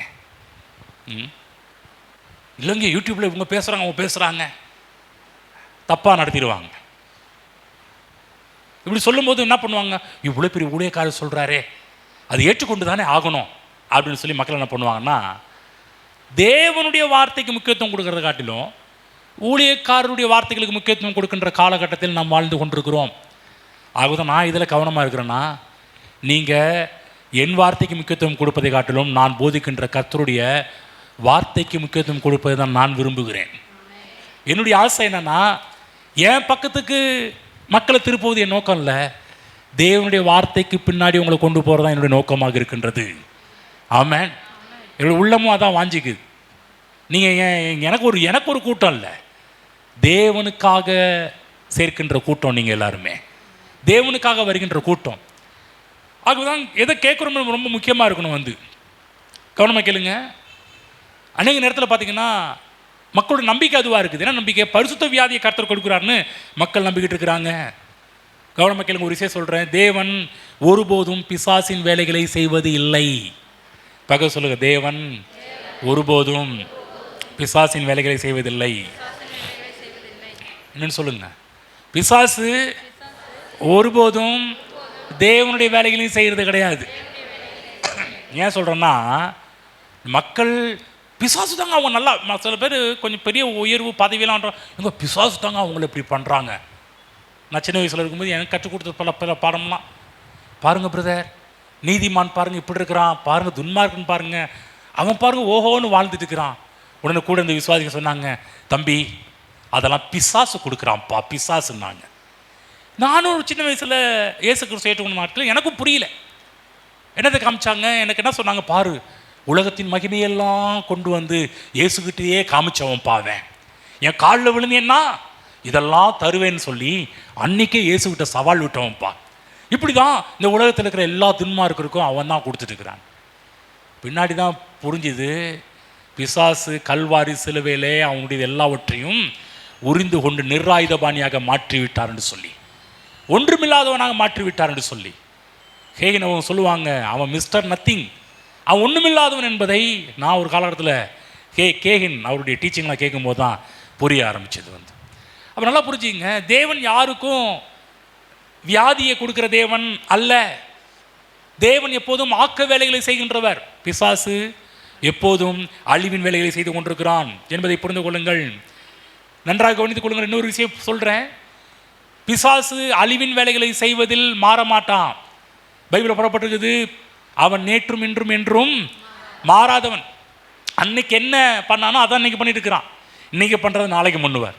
ஆனால் இன்னொருத்தர் இருக்கிறாரு, இயேசு கிறிஸ்து, அவரும் நேற்றும் இன்றும் என்றும் மாறாதவர். அன்னைக்கு நல்லவராக இருந்தார், இன்னைக்கு நல்லவராக இருக்கிறாரு. என்னுடைய 1000 தலைமுறை மட்டும் இரக்கத்தை காண்பிக்க போதுமானவராக நம்முடைய தேவன் இருக்கிறார். நன்றாக புரிந்து கொள்ள வேண்டும். பிசாசு அந்த பைபிளில் போடப்பட்டிருக்குது, அவன் ஆதி முதல் கொலை பாதகனாக இருக்கிறான் என்று கர்த்தராகிய இயேசு கிறிஸ்து யோவான் 8 சொல்லியிருக்கிறார். அவன் ஆதி முதல் கொலை பாதகன். ஆனால் தேவனாகி கர்த்தர் ஆதி முதல் ஜீவாதிபதி என்பதை புரிந்து கொள்ளுங்கள், நன்றாக புரிந்து கொள்ளுங்கள். அன்றைய நேரத்தில் மக்கள் சொல்கிற ஒரு காரியம், கடவுள் நம்மளை பரிசுத்தப்படுத்துறது தாங்க வியாதியெல்லாம் கொடுக்குறாரு அப்படின்னு. என்னவா? உங்களை பரிசுத்தப்படுத்துறது வியாதியை கொடுக்குறாரு. இப்போ நான் என்ன பண்ணுவேன், உங்களை எல்லாருக்கும் தலை மேலே கை வச்சு ஜெபம் பண்ண வக்கீல் இறங்கி ஆண்டவரே எப்படியாவது, உங்களுக்கு அப்படி சொல்ல மாட்டேன், எனக்கு தெரியும் கர்த்தரை பற்றி. சில ஆட்கள் இருக்கிறாங்க அப்போ பண்ணுவாங்க. சரி, நான் இப்படி சில பேர் ஜெபம் பண்ணி கேட்டுக்கிறேன், ஆண்டவரே இவனுக்கு இந்த வியாதி அனுப்பும், அவனுக்கு அந்த வியாதி அனுப்பும். ஒருவேளை நீங்கள் இதை கேட்டிருக்க மாட்டீங்க, ஆனால் இப்படி கேட்டிருப்பீங்க, அவன் கையை உடையும், எங்க கேட்டதில்ல, அவன் காலை உடையும். நீங்கள் அமைதியாக இருக்கிறீங்க. சில பேர்லாம் ப்ரேயர் பாயிண்டே அனுப்பியிருக்கிறாங்க, என் வீட்டுக்காரு திருந்தவே மாட்டேன்றாங்க, எப்படியாவது கை காலை உடைச்சாதான் என் வீட்டுக்காரர் திருந்து வரதுக்காக ஜெபம் பண்ணுங்க அப்படின்னு. இப்படி இருக்கிறாங்க ஆட்கள். அதாவது தேவன் நம்மை பரிசுத்தப்படுத்துவதற்காக வியாதியை கொடுப்பது அல்ல. வியாதி நம்மை பரிசுத்தப்படுத்தி தேவ சாயலாக மாற்றுமானால் இயேசு கிறிஸ்து இந்த உலகத்துக்கு வர வேண்டிய அவசியமே இல்லையே. பக்கத்தில் புரிஞ்சுச்சான்னு கேளுங்க, முக்கியமான விஷயம் சொல்கிறேன். வியாதி தான் ஒரு மனிதனை பரிசுத்தமாக்கும் என்று சொன்னால் இயேசு கிறிஸ்து இந்த உலகத்துக்கு வர வேண்டிய அவசியமும் இருந்திருக்காது. இயேசு கிறிஸ்து கல்வாரி சிலுவைக்கு போக வேண்டும் என்ற நிர்பந்தமும் ஏற்பட்டிருக்காது. இயேசு கிறிஸ்து மரித்து அடக்கம் செய்து 3ஆம் நாள் உயிர் தெழுந்திருக்க வேண்டியவும் அவசியம் வந்திருக்காது. அவர் பரலோகத்தில் இருந்திருப்பார். அங்கே உட்காந்து என்ன பண்ணணும், ஒவ்வொரு நாளைக்கும் ஒவ்வொரு வியாதி அங்கேருந்து அனுப்பிட்டு இருக்கணும். ஹலோ, பரலோகத்தில் வியாதி இல்லை. யாராவது தேவன் வியாதி கொடுத்தா என்னை பரிசுத்தமாக்குவார் நீங்கள் நினச்சிட்டு இருப்பீங்கன்னா உங்கள் எண்ணத்தை மாற்றிக்கொள்ளுங்கள். ஏனென்று சொன்னால் பரலோகம் உங்களை வியாதியாக்குவதற்கு பரலோகத்தில் எந்த வியாதி கிருமியும் கிடையவே கிடையாது. ஆமென். பரலோகம் சுகத்தின் பரலோகம். பரலோகம் ஆரோக்கியத்தின் பரலோகம். அதுதான் இயேசு கிறிஸ்து ஜெபம் பண்ண கற்றுக் கொடுத்தார். பரலோகத்தில் இப்படி சுத்தம் செய்யப்படுவது போல பூமியிலையும் செய்யப்படுவதாக. நம் தேவன் ஆரோக்கியத்தின் தேவன். அவருடைய பிள்ளைகளாக நாமும் இந்த பூமியிலே ஆரோக்கியம் உள்ளவர்களாக வாழ வேண்டும் என்று தான் கர்த்தர் விரும்புகிறார். ஆமென். இன்னொருத்தர் சொன்னார், மனிதர்களை தேவனை போல மாற்றுவதற்கு வியாதி ஒன்றே போதும் என்று சொல்லி. அது ஒரு தப்பான ஒரு காரியம் பாருங்க. வியாதியின் மூலமா தேவன் யாருக்கும் எந்த பாடத்தையும் கற்றுக் கொடுப்பது கிடையாது. சிலர் சொல்லுவாங்க, வியாதி வந்த உடனே ஏதோ ஒரு பாடத்தை நான் நினைக்கிறேங்க, உங்களுக்கு ஏன் இந்த வியாதி வந்து தெரியுமா? கடவுள் ஏதோ ஒரு பாடத்தை கற்றுக் கொடுப்பதற்காக தான் இவங்களுக்கு இந்த வியாதியை கொடுத்துருக்கிறாருன்னு வாங்க. கேட்டிருக்கீங்களா? ஹலோ, நான் கேட்டிருக்கிறேன். என்ன பாடத்தை கற்றுக் கொடுக்க போறார்? வியாதியின் மூலமா என்ன பாடத்தை கற்றுக் கொடுக்க போறார்? நீ வியாதி வந்தவங்க எல்லாமே தேவன் என்ன சொல்லிட்டு இருக்கிறாங்க? திட்டிகிட்டு தான் இருக்கிறாங்க. வியாதி உள்ள குடும்பத்தில் போய் இருந்து கொஞ்சம் பாருங்க, அந்த வியாதிக்காரர் எப்படி கடவுளை திட்டுறாரு, அந்த வியாதிக்காரங்களை கவனிக்கிற வீட்டில் உள்ளவங்க எப்படி கடவுளை திட்டுறாங்க. பேசாமல் இந்த கடவுள் இவளை எடுத்துக்கிட்டா நல்லா இருக்கும், இவனை எடுத்துக்கிட்டா நல்லா இருக்கும் அப்படின்ட்டு சொல்கிற வார்த்தைகள்லாம் எவ்வளவு இந்த உலகத்தில். தேவ பிள்ளைகளே, தேவனாய கர்த்தர் வியாதி கொடுத்து நமக்கு பாடத்தை கற்றுக் கொடுக்கிற தேவன் அல்ல. தேவன் அவருடைய வார்த்தையின் மூலமாக நமக்கு பாடத்தை கற்றுக் கொடுக்கிற தேவனாக இருக்கிறார். ஆமென். அவங்க இங்கே வந்திருக்கிறோம். எதுக்காக வந்திருக்கிறோம்? வியாதி மூலமாக உங்களுக்கு பாடத்தை கற்றுக் கொடுக்க வேண்டும் என்று சொன்னால், இப்போ நான் என்ன பண்ணணும்? விதவிதமான வியாதி கிருமிகளை எப்படி சைனாக்காரன் கொண்டு வந்து ஒவ்வொரு ஊரில் இறக்குறது மாதிரி நான் என்ன பண்ணுவேன்னா, கவலைப்படாத சகோதரியே, உங்களுக்கு இந்த வியாதி வந்தால் தான் கரெக்டாக ஆண்டவர் பாடத்தை கற்றுக் கொடுப்பார், ஆகவே இந்த வியாதியை பிடிச்சிக்கன்னு சொல்லி ஒவ்வொருத்தருக்கும் முடிஞ்சு போகிறப்ப என்ன பண்ணணும்? தேவன் இப்படி தான் பாடத்தை கற்றுக் கொடுக்குறான்னு நம்மளும் என்ன பண்ணணும்? நாங்கள் என்ன பண்ணணும்? ஆளுக்கு ஒரு வியாதியை எப்படியாவது லேபில் கொண்டு போய் எந்த வியாதி கொடுத்தா எப்படி அப்படியே அணுவா சாக முடியும். கர்த்தர் நல்லவர். நான் இந்த பூமியிலே ஆரோக்கியமாக வாழ வேண்டும் என்று விரும்புகிற தகப்பன் அவர். என் தேவன் அப்படிப்பட்டவர். நன்றாக புரிந்து ஏன் இதெல்லாம் சொல்லிட்டு இருக்கிறோம்னா, வியாதிக்கு காரணம் கர்த்தர் கிடையாது என்பதை பற்றி தான் பேசி கொண்டிருக்கிறேன். வியாதிக்கு காரணம் நம்ம சரீரத்தை தவறாக பயன்படுத்தினதுனால் வந்த விளைவுகள். வியாதிக்கு காரணம் ரெண்டாவது பிசாசு என்பதை புரிந்து கொள்ள வேண்டும். ஆகவே தேவன் வியாதியின் மூலமாக நமக்கு எந்த பாடத்தையும் கற்றுக் கொடுக்கிறது கிடையாது. வியாதியின் மூலமாக நாம் எந்த ஒரு பாடத்தையும் கற்றுக்கொள்ளவும் முடியாது. தேவனுடைய வார்த்தையின் மூலமாக நமக்கு பாடத்தை கற்றுக் கொடுக்கிறார். அது மட்டுமல்ல, பரிசுத்த ஆவியானவரின் மூலமாக இன்றைக்கு நமக்கு பாடத்தை தேவன் கற்றுக் கொடுக்கின்றார். பரிசுத்த ஆவியானவர் இல்லை என்று சொன்னால் என்னால் பிரசங்கம் பண்ணவும் முடியாது, நீங்கள் கேட்கவும் முடியாது. உங்கள் உள்ளத்தில் நான் பேசிக்கிட்டு இருக்கிற வார்த்தைகளை கொண்டு போய் உங்கள் உள்ளத்தில் கொண்டு செல்கின்றவரே பரிசுத்த ஆவியானவர் தான். அவர் இல்லாமல் என்னால் ஒன்றும் செய்ய முடியாது, கூடாது. ஆமென். உங்களை மாற்ற என்னால் முடியாது. புரிஞ்சுச்சுங்களா? நான் யாரையும் மாற்றினதும் கிடையாது. யாரையும் மாற்றிருக்கிறேன்னா கிடையாது. ஆனால் உங்களை மாற்றுவது கர்த்தர். நீங்கள் எந்த நிலையில் வந்திருந்தாலும் பரவாயில்ல, எனக்கு தெரியும் ஆண்டவர் நிச்சயமாக உங்களை மாற்றுவார் என்று சொல்லி கவலைப்படாதீங்க. இந்த நிலை எப்போ மாறும் நீங்கள் ஃபீல் பண்ணிட்டு இருக்கலாம். இந்த கஷ்டம் எப்போ மாறும், இந்த சரீரத்தில் இப்படிப்பட்ட வியாதி நிலைமை எப்படி மாறும், இந்த பாவகாரியம் எப்படி மாறும், இந்த பாவத்திலிருந்து என்னால் விடுதலை பெற முடியாமல் தவிச்சிட்டு இருக்கிறேன் நீங்கள் கவலைப்பட்டு இருக்கலாம். நான் சொல்கிறேன், என்னால் உங்களை மாற்ற முடியாது. ஆனால் பரிசுத்த ஆவியானவர் உங்களுக்குள் கிரியை செய்து உங்கள் நிலையை மாற்ற அவர் போதுமானவராக இருக்கிறார். அப்போ ஆவியானவர் மூலமாக நமக்கு பாடத்தை கற்றுக் கொடுக்குறாரு ஒழிய, இந்த ஆவியானவர் எப்படி பண்ணுறாரு? அவரும் எப்படி எந்த டூல் பயன்படுத்துவார்? வசனம் என்ற டூலை தான் ஒரு தேவன் கருவியை தான் ஆவியானவர் பயன்படுத்தி இன்றைக்கு பாடம் கற்றுக் கொடுத்து கொண்டிருக்கிறார். ஆகவே பிசாசுடைய பொய்யை ஏராளமான கிறிஸ்தவர்கள் ஊழியர்கள் நம்பி ஏமாந்து போயிருக்கிறார்கள். அதே போல் நீங்கள் ஏமாந்து போகக்கூடாது. புரிஞ்சிச்சிங்களா? பக்கத்தில் புரிஞ்சிச்சான்னு கேளுங்க. தேவன் நீங்கள் ஆரோக்கியமாக இருக்க வேண்டும் என்று விரும்புகிறார். ஆரோக்கியத்தை எதிர்பாருங்க. நிச்சயமாக தேவன் கொடுக்க வல்லவராக இருக்கிறார். பிசாசுடைய பொய்யை நம்பி ஏமாந்து போகாதீர்கள். வேதத்தில் புறப்பட்டிருக்கிறது, சத்தியத்தை அறிவீர்கள், சத்தியம் உங்களை விடுதலையாக்கும். இந்த காலை வேளை இந்த சத்தியத்தை அறிந்து கொண்டிருக்கிறீர்கள். என்ன சத்தியம்? அவர் வார்த்தை அனுப்பி என்னை சுகமாக்குகிறவர். அவர் வார்த்தை அனுப்பி எனக்கு ஆரோக்கிய வாழ்வை தருகிறவர் என்று கேட்டுக்கொண்டிருக்கிறீர்கள். சத்தியம் என்ன சொல்கிறது? என் நாமத்துக்கு பயந்திருக்கிற உங்கள் மேல் நீதியின் சூரியன் உதிக்கும், அதன் சட்டைகளின் கீழ் ஆரோக்கியம் இருக்கும். நீங்கள் வெளியே புறப்பட்டு போய் கொழுத்த கன்றுகளைப் போல வளருவீர்கள். எரேமியா 33:6 படிங்க பார்க்கலாம். இதோ நான் அவர்களுக்கு சௌக்கியமும் ஆரோக்கியமும் வரப்பண்ணி. ஹலோ, படிச்சிங்களா? எவ்வளோ அழகா சொல்லப்பட்டிருக்கு பாருங்க. இதோன்னா என்ன? கவனிங்க. கண்ணை திறந்து பாருன்றாங்க. கண்ணு கொண்டு வந்துருக்கீங்களா? ஹலோ, பக்கத்தில் கேளுங்க. கண்ணை கொண்டு வந்துருக்கீங்களான்னு. ஹலோ, பக்கத்தில் கேளுங்கன்னா என்னைய பார்க்குறீங்க? கேட்க வேண்டியதாக இருக்குது. இதோ நான் பிஹோல், கண்ணை திறந்து பார்.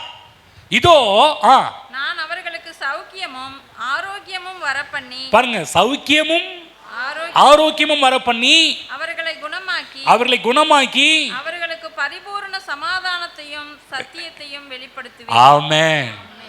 தேவன் எப்பேற்பட்ட தேவனா இருக்கிறாரு பாருங்க.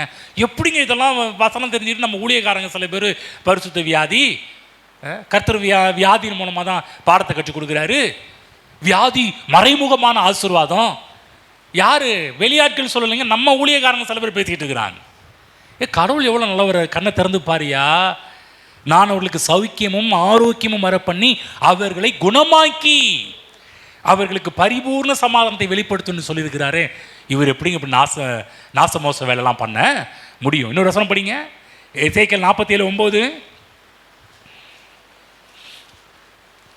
இந்த நதி போகும் இடமெங்கும் சஞ்சரிக்கும் ஜீவ பிராணிகள் யாவும் ஆரோக்கியப்பட்டு பிழைக்கும். 47:9. சம்பவிப்பது என்னவென்றால், இந்த நதி போகும் இடமெங்கும் சஞ்சரிக்கும் ஜீவ பிராணிகள்னா நம்ம எல்லாருமே ஜீவ பிராணிகள் யாவும் பிழைக்கும். இந்த தண்ணீர் அங்கே வந்தபடியினால் வெகு ஏராளமான மச்சங்களும் உண்டாயிருக்கும். இந்த நதி போகும் இடமெங்கும் உள்ள யாவும் ஆரோக்கியப்பட்டு பிழைக்கும். பரிசுத்த ஆவியானவருடைய நதி எங்கெங்கெல்லாம் போயிட்டு இருக்குதோ அங்கெல்லாம் ஆரோக்கியப்பட்டு பிழைக்கும். ஆமென். இங்கே ஆவியானுடைய அசைவாடுதல் உண்டாயிருக்கிறது. நான் சொல்கிறேன், இங்கே ஆரோக்கியம் உண்டாவதை நாம் எல்லாரும் பார்க்க போகின்றோம். ஆகுதான் தேவனுடைய சட்டைகள் ஆரோக்கியத்தின் சட்டைகள். தேவனுடைய ஆவியானவர் ஆரோக்கியத்தின் ஆவியானவர். தேவனுடைய நாமம் ஆரோக்கியத்தின் நாமம். தேவனுடைய வார்த்தை ஆரோக்கியத்தின் வார்த்தை. ஆகவே தேவனையும் அழிவின் வியாதிகளையும் பிசாசின் காரியத்தையும் சம்பந்தப்படுத்துவது ஒரு ஆவிக்குரிய அறிவீனம். எங்கேயாவது சம்பந்தப்படுத்தி பேசுகிறான்னு கொஞ்சம் யோசிக்கணும். அது தப்பு என்பதை புரிந்து கொள்ள வேண்டும். அது தவறு என்பதை உணர்ந்தால் தான் நீங்கள் வெளியே வர முடியும். இல்லைன்னா அவங்க சொல்கிற எல்லாத்துக்கும் ஆமீன் போட்டு போனீங்கன்னா அது அப்படியே ஆகும். கடவுள் தான் ஏதோ ஒரு நோக்கத்துக்காக வியாதியை கொடுக்குறான்னு விசுவாசிச்சிங்கன்னா அப்படியே நடக்க ஆரம்பிச்சிடும். வந்து எதிர்க்க வேண்டும். பிசாசின் நாச மோச வேலைகளை நாம் எதிர்க்க வேண்டும். பைபிளை பார்க்குறோம், ஒரு பெண்மணி 12 வருடமாக பெருமாடுள்ள ஒரு பெண்மணி இயேசு கிறிஸ்துவை குறித்து கேள்விப்படுறாள். அவளுக்கு உண்டான எல்லாவற்றையும் விற்று செலவு செய்து ஒரு வாரம் 2 வாரம் கிடையாது, 12 வருடங்கள். அந்த பெண்ணின் நிலைமையை கொஞ்சம் யோசிச்சு பாருங்கள். இன்றைக்கி பெண்களுக்கு தான் இந்த பெண்களுடைய வழி என்னன்னு தெரியும். 12 வருஷமா யோசிச்சு பாருங்கள். நிலவிலைக்கு யாரோ ஒருத்தங்க மூலமாக சுவிசேஷம் போயிருக்கு. இயேசு கிறிஸ்துவ குறித்த காரியத்தெல்லாம் கேள்விப்படும்போது அவள் உள்ளத்தில் ஒரு விசுவாசம். அவருடைய வஸ்திரத்தின் ஓரத்தையாகிலும் தொட்டால் சொஸ்தமாவேன் என்று சொல்லி விசுவாசிக்க ஆரம்பித்தார். அந்த வஸ்திரத்தின் ஓரல் என்று சொல்லக்கூடியது யூதர்கள் ஜெப வஸ்திரத்தை தரித்திருப்பார்கள். அந்த ஜெப வஸ்திரம் எதை குறிக்கிறது என்று சொன்னால் முழு வேதாகமத்தையும் குறிக்கின்ற ஒரு வார்த்தை ஜெப வஸ்திரம் என்று சொல்லக்கூடியது. அவர் தொட்டது அந்த வேதத்தையே தொடுறா. அவர் ஆல்ரெடி அவரே வார்த்தையானவர். அவர் மேலே போடப்பட்டிருக்கிற ஜெப வஸ்திரம் என்று சொல்லக்கூடியது அது வேதாகமத்தை குறிக்கின்ற ஒரு வார்த்தை. அந்த ஓரத்தை தொடுறா, சரீரம் சுகமானது. 12 வருடமாக வேதனை உதிரப்போக்கினால் அவதிப்பட்ட பெண் இயேசு கிறிஸ்துவை குறித்து கேள்விப்பட்டு வஸ்திரத்தின் ஓரத்தை தொங்கலை தொட்ட உடனே அதான் ரொம்ப பியூட்டி. தொட்ட உடனே உடனே அவருடைய உதிரத்தின் ஊரல் நின்று போயிற்று. ஆமென். பைபிளை பார்க்குறோம். மார்க் 5:29 படிங்க. அந்த வேதனை நீங்கி ஆரோக்கியம் அடைந்ததை சொல்லுங்க. ஆரோக்கியம். வேதனை நீங்கி 12 வருஷமா பட்ட வேதனை கொஞ்சம் நஞ்சம் கிடையாது. தேவ பிள்ளைகளை இங்கே கூட சில பேர் இப்படிப்பட்ட சூழ்நிலை இங்கே வந்திருக்கலாம். பல வருடங்களாக பல வேதனையை அனுபவித்து வந்திருக்கலாம். கர்த்தருடைய ஆவியானவர் சொல்கிறாரு, இந்த நாளிலே உங்கள் சரீரத்தில் பரிபூர்ண ஆரோக்கியத்தை நீங்கள் பார்க்க போகிறீர்கள். அந்த வேதனை நீங்கி ஆரோக்கியம் அடைந்ததை அவள் தன் சரீரத்தில் உணர்றா. எவ்வளோ பெரிய ஒரு மாற்றம், எவ்வளோ பெரிய ஒரு அற்புதம் பாருங்க. இப்போ இயேசு கிறிஸ்து என்ன சொல்றாருன்னா 34 இயேசு அவளை பார்த்து, மகளே, உன் விசுவாசம் உன்னை ரட்சித்தது, நீ சமாதானத்தோடு போய் உன் வேதனை நீங்கி சுகமாயிரு. ஆமென். உன் வேதனை நீங்கி சுகமாயிரு. தேவனுடைய விருப்பத்தை பாருங்க. வேதனையோடு சுகமாயிருங்க, வேதனையோடு இல்லை, வேதனை நீங்கி. பக்கத்தில் சொல்லுங்க, வேதனை நீங்கி சுகமாயிரு. ஆமென். அன்றைக்கு இயேசு கிறிஸ்து என்ன சொன்னாரோ அதைத்தான் இன்றைக்கும் சொல்லுவார் என்பதை மறந்து விடாதீர்கள். அவர் நேற்றும் இன்றும் என்றும் மாறாதவர். அன்றைக்கு இயேசு சொன்னார், நீ வேதனை நீங்கி சுகமாயிரு. இன்னைக்கும் அதே இயேசு உங்களை பார்த்து சொல்றாரு, உன் வேதனை நீங்கி சுகமாக இரு. ஆமென். அன்னைக்கு ஒரு நபருக்கு சொன்னவர் இன்னைக்கு நமக்கு சொல்லிக்கொண்டே இருக்கிறாரு. தேவன் மாறாதவர். தேவன் எப்போது சொல்வார், நீ சுகமாயிரு, ஆரோக்கியமாக இரு என்பதுதான் தேவனுடைய திட்டமும் சித்தமுமாக இருக்கின்றது. ஆகவே நம்முடைய அனுபவங்களுக்கு மேலாக, அதாவது அனுபவங்களுக்காக தேவனுடைய வார்த்தையை வளைக்கக்கூடாது. அன்றைக்கு நேரத்தில் பாருங்க, சில நேரத்தில் பாருங்க, சில அனுபவங்களை கொண்டு என்ன பண்ணுவோம்னா, நம்ம அனுபவங்களை மேலே வச்சுட்டு தேவனுடைய வார்த்தையை கீழே கொண்டு போயிடுவோம். ரொம்ப கவனமாக இருக்கணும். சாட்சி சொல்லும்போது மக்கள் நம்முடைய அனுபவத்தை பின்பற்றுகிறவர்களாக மாறிவிடக்கூடாது. சாட்சி சொல்லும்போது கூட தேவனுடைய வார்த்தையை இதன்படி செய்தேன், அது நிமித்தமாக என்னுடைய நிலைமையில் இப்படிப்பட்ட கஷ்டங்கள் பிரச்சனைகள் நீங்கினது என்று சொல்லுவோம் என்றால், இப்போ கேட்குறவங்க என்ன பண்ணுவாங்கன்னா, ஓ, அந்த வசனத்தின் நிமித்தமாக அவங்களுக்கு அந்த காரியம் நடந்துச்சு, நான் என்ன பண்ண போகிறேன்னா அந்த வசனத்தை பிடித்து கொள்ள போகிறேன்னு சொல்லி மக்கள் வசனத்துக்கு நேராக திரும்புவார்கள். ஆமென். ஒரு சாட்சி சொல்லும்போது கூட எப்படி சொல்லணும், இப்படி சொல்லணும். சும்மா எனக்கு வயிற்று வலி போச்சு, அது போச்சு, இது போச்சுன்னு போகுது, நல்லா ஆகுது. ஆனால் சாட்சி சொல்லும்போது நீங்கள் கரெக்டாக உங்களை மையப்படுத்தி சாட்சி சொல்லக்கூடாது, தேவனை முன்னிறுத்தி சாட்சி சொல்ல வேண்டும். ஆமென். புரிஞ்சிச்சிங்களா? அப்போ தான் என்ன பண்ணுவாங்க, கேட்குற மக்களும் தேவனுடைய வார்த்தையை பிடித்துக் கொள்வார்கள். அதுதான் அனுபவங்களுக்கு, அதாவது நம்முடைய அனுபவங்களுக்காக தேவனுடைய வார்த்தையை இழுத்து போடக்கூடாது, அது வளைத்து போடக்கூடாது. அது மட்டுமல்ல, நம்முடைய உபதேசங்களுக்காக தேவனுடைய சத்தியத்தையும் வளைக்கக்கூடாது. அந்நேரத்தில் பாருங்கள், அவங்களுக்கு ஒரு உபதேசம் பிடிச்சி அது வசனத்தை ஏதாவது வசனம் இருக்கான்னு தேடி அதை கண்டுபிடிச்சி, இல்லை இந்த வசனம் திரும்படின்னு சொல்லி அது கொண்டு போவாங்க. அதுவும் தப்பு. பாருங்கள், இந்த இயேசு கிறிஸ்து தேவனாய் கர்த்தர் சில கிறிஸ்தவ பிரசங்கர்கள் சொல்கிற மாதிரி பரிசுத்த வியாதியை கொடுக்குறாரு, வியாதியினால் ஒரு பாடத்தை கற்றுக் கொடுக்க போகிறாரு, வியாதியானதான் உன்னை நடத்துவார், வியாதி மறைமுகமான ஆசீர்வாதம் என்று இயேசு கிறிஸ்து நினைத்திருப்பார் என்று சொன்னால், இந்த 12 வருஷம் பெருமாடு உள்ள பெண்ணை பார்த்து, மகளே, இந்த உதிரைப்போக்கு குறித்து நீ கவலைப்படாதே, இந்த வியாதியை நான் தான் அனுப்பினேன் அப்படின்னு சொல்லியிருந்தார்னா அவள் என்ன இருப்பா, அவள் எப்படி ரெஸ்பெக்ட் பண்ணியிருப்பா, அவள் எப்படி மரியாதை பண்ணியிருப்பா. இந்த வியாதியை நான் தான் கொடுத்தே, உன்னையே தான்டா தேடிட்டு இருக்கிறேன் நான். புரியுது என்ன சொல்கிறேன்னு? நான் தான் இந்த வியாதியை கொடுத்தேன், நான் தான் உனக்கு கஷ்டத்தை கொடுத்தேன், நான் தான் இந்த பிரச்சனையை கொடுத்தேன் தைரியமாக நம்ம முன்னாடியே சொன்னாதே, உன்னையே தான்டா தேடிட்டு இருந்தேன், நல்ல வேலைக்கு மாட்டினடா அப்படின்னு சொல்லி பிடிச்சி ஒரு வழி பண்ணுவாங்களா, பண்ண மாட்டாங்களா? ஏசு என்ன சொல்லியிருக்கணும், மகளே, உனக்கு வந்திருக்கிற வியாதி பரிசுத்த வியாதி, இந்த பரிசுத்த வியாதியின் மூலமாக நான் உனக்கு ஒரு பாடத்தை 12 வருஷமாக பாடத்தை கற்றுக் கொடுப்பதற்காக தான் இன்னும் வெயிட் பண்ணிக்க, இன்னொரு 12 வருஷம். ஏற்கனவே 12 வருஷம் டர் ஆகிட்டு, இன்னொரு 12 வருஷமா பொறுத்து கொள்ளம்மா, உனக்கு பாடத்தை கற்றுக் கொடுப்பதற்காக தான். இந்த மாதிரிலாம் இயேசு கிறிஸ்து சொல்லலை. உன் வேதனை நீங்கி சுகமாயிரு. ஆமென். அன்றைய இடத்துல மக்கள் பாருங்க, சில கிறிஸ்தவர்கள் நாங்கள் இயேசுவுக்காக வியாதியாக இருக்கிறோம் பிரதர்ன்றாங்க. எவ்வளோ பேர் ஒரு அறிவியன முட்டாள்தனம். இயேசுவுக்காக வியாதியா? இதெல்லாம் பேச்சு, இதெல்லாம் கிறிஸ்தவ உலகத்தில் இந்த மாதிரி பேச்செல்லாம் வந்து கொண்டிருக்கிறது. ஆகவே கேர்ஃபுல்லாக இருங்க. இயேசுவுக்காக நல்லா இருக்கிறோன்னு சொன்ன நல்லது, இயேசுவுக்காக வியாதியாக இருக்கிறாங்களா? பைபிளில் எங்கேயும் இல்லை.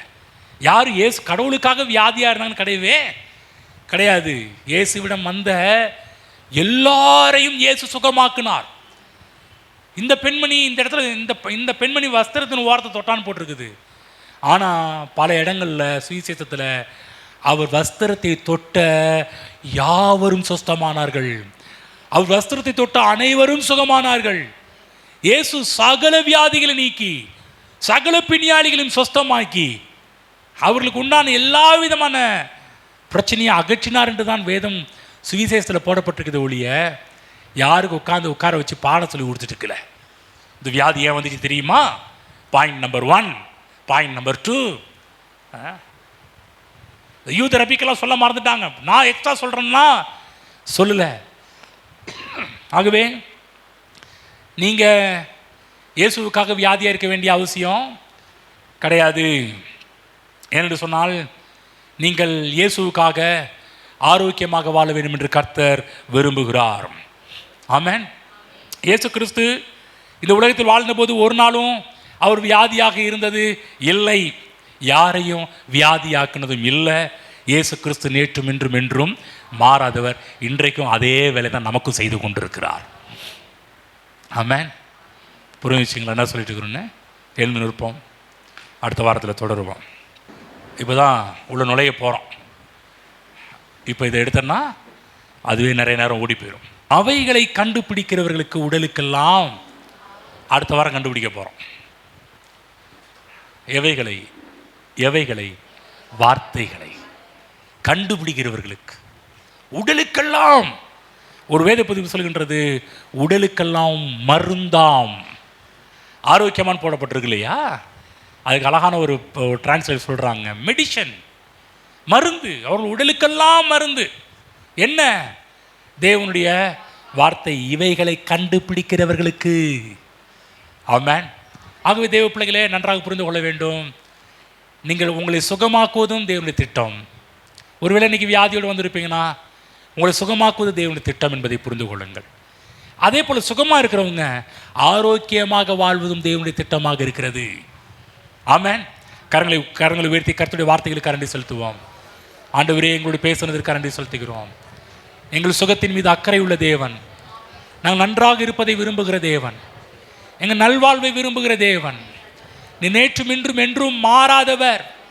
நானோ அவைகளுக்கு ஜீவன் உண்டாயிருக்கவும் அந்த ஜீவன் பரிபூர்ண படவும் வந்தேன் என்று நீர் சொன்னீரே கர்த்தாவே. ஓ, நீர் எவ்வளோ நல்லவர் கர்த்தாவே. நாங்கள் ஜீவனோடு வாழ வேண்டும் என்று விரும்புகிறீர். பரிபூர்ண ஜீவனை உடையவர்களாக இருக்க வேண்டும் என்று நீர் விரும்புகிறீர் கர்த்தாவே. அப்பா, உம்மை குறித்து நாங்கள் ஒரு நாளும் தவறாக பேச மாட்டோம் கர்த்தாவே. ஆண்டவர், உம்மை பற்றிய காரியத்தை தவறாக எங்கள் காதுகளில் கேட்க மாட்டோம் ஆண்டவரே. நீர் கொடுத்த நல்ல சபைக்காக நன்றி செலுத்துகிறோம், நல்ல வார்த்தைகளுக்காக நன்றி செலுத்துகிறோம் ஆண்டவரே. நீர் சொன்னீரே, நீ எல்லாவற்றிலையும் வாழ்ந்து சுகமாயிருந்து சொன்னீரே. அதே போல் இந்த வார்த்தையை கேட்டுக்கொண்டிருக்கிற ஒவ்வொருவரும் ஆண்டவரே, அவர்கள் இருக்கின்ற பகுதியிலே வாழ்ந்து சுகமாயிருக்கட்டும் கர்த்தாவே. ஹல்லேலூயா. நான் அவர்களுக்கு சௌக்கியமும் ஆரோக்கியமும் வரப்பண்ணி அவர்களை குணமாக்குவேன் என்று சொன்னீரே. இந்த வேளையிலே சரீரத்தில் யார் யாரெல்லாம் பலவீனத்தோடு இருக்கிறார்களோ அவர்கள் சரீரத்தில் சௌக்கியம் உண்டாவதாக, ஆரோக்கியம் உண்டாவதாக, உம்முடைய குணமாக்குதல் அவர்கள் சரீரத்தை தொடுவதாக தகப்பனே. ஹல்லேலூயா. ஓ, நன்றி நன்றி ஆண்டவரே. பொல்லாத பிசாசே, நீ கொண்டு வந்த எல்லா வியாதியை எடுத்துக்கொண்டு ஓடு என்று இயேசு கிறிஸ்துவின் நாமத்தில் கட்டளையிடுகின்றேன். இன் தி நேம் ஆஃப் ஜீசஸ். இயேசுவின் நாமத்தினாலே நீ என்னென்ன வியாதியெல்லாம் உடைய பிள்ளைகளுக்கு கொண்டு வந்து கொடுத்தியோ அத்தனை வியாதியை எடுத்துக்கொண்டு போ என்று கட்டளையிடுகின்றேன். ஹல்லேலூயா. ஆண்டவரே, ஒரு சரீரத்தினுடைய ஆண்டவரே ஒரு அலை இந்த இடத்துல வீசுவதாக தகப்பனே. ஆண்டவரே, நீர் சொன்னீர், நான் அவர்களுக்கு சௌக்கியமும் ஆரோக்கியமும் வர பண்ணி அவர்களை குணமாக்குவேன் என்று சொன்னீரே. இந்த நதி பாய்கின்ற இடத்திலெல்லாம் யாவும் ஆரோக்கியப்பட்டு பிழைக்கும் என்று சொன்னீரே. ஆவியானுடைய ஆளுகையின் கீழாக, ஆவியான நடத்துதலின் கீழாக நம்முடைய பிள்ளைகள் இந்த பூமியிலே ஆரோக்கியமாக வாழட்டும் என்று சொல்லி நம்முடைய பிள்ளைகளை ஆஸ்வதிக்கின்றேன். தேவ கரம் தாங்கி நடத்துவதாக. ஹல்லேலூயா, ஹல்லேலூயா. நன்றி ஆண்டவரே, நன்றி ஆண்டவரே. நம்முடைய பிள்ளைகளுடைய சரீரத்தில் சுகத்தை கொடுத்து கொண்டிருக்கிறதற்காக நன்றி செலுத்துகிறேன் ஆண்டவரே. ஹல்லேலூயா. ஸ்தோத்திரம், ஸ்தோத்திரம் அப்பா. நம்முடைய பிள்ளைகளுடைய கையின் பிரயாசங்கள், குடும்ப வாழ்வு, பொருளாதார வாழ்விலே ஒரு பெரிய மாற்றம் உண்டாவதாக. இதுவரை இல்லாத அளவுக்கு பெரிய மாற்றம் உண்டாவதாக. ஒரு பண வரவு நம்முடைய பிள்ளைகளுக்கு வருவதாக. தடைப்பட்ட பணங்கள் நம்முடைய பிள்ளைகளை தேடி வருவதாக என்று கட்டளையிடுகின்றோம். ஹல்லேலூயா, ஹல்லேலூயா. ஓ, நம்முடைய பிள்ளைகளுக்காக மூடின கதவுகள் திறப்பதாக. அடைக்கப்பட்ட கதவுகள் இயேசு நாமத்தில் திறப்பதாக. அனுகூலங்கள் உண்டாவதாக. தேவ தயவை நம்முடைய பிள்ளைகள் தங்கள் வாழ்விலை பார்க்கட்டும் கர்த்தாவே. அற்புதங்களும் அதிசயங்களும் நம்முடைய பிள்ளைகளுடைய வாழ்வை மாற்றுவீராக. இயேசு கிறிஸ்து நாமத்தில் பிதாவே, ஆமென்.